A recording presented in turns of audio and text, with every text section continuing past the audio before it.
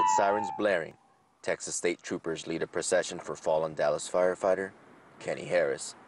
Remembered as a hero, the mention of his name makes his friends break down in sobs. Harris was off duty when he ran to help put out the fire at the West Fertilizer Company. Oh, you okay? Most of the 14 casualties were first responders. Among the civilians killed is 57-year-old Mariano Saldivar.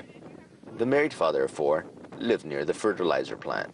It was a relief to know that they had found him, because I would be afraid he'd be laying somewhere, you know, hurt. At least now I know that he's okay. He's in heaven. He's okay now.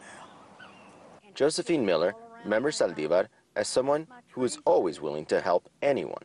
He used to work for me here, do my gardening. He was my best friend. He was like my own son to me. Because I'm going to think of Mariano, that he had planted all those flowers for me before. I'm going to miss him a lot, I know that. But like I said, at least I know now he's resting. While the tight-knit community mourns, survivors of the explosion struggle to recover. Days after the disaster, some of the evacuation zones have been reopened. The X on this home marks a house which was searched during the initial evacuation.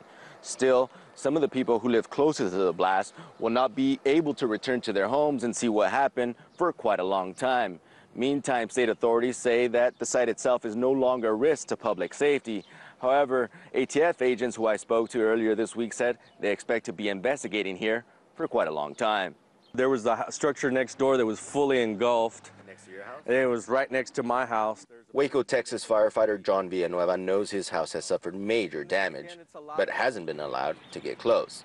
They have not said. They said it could be a couple of more days, it could be another week. Stick together, that's all we can do. That's all we can do is stick together. We will walk with each other, we will walk hand in hand. For many in West Texas, it's their faith helping them heal.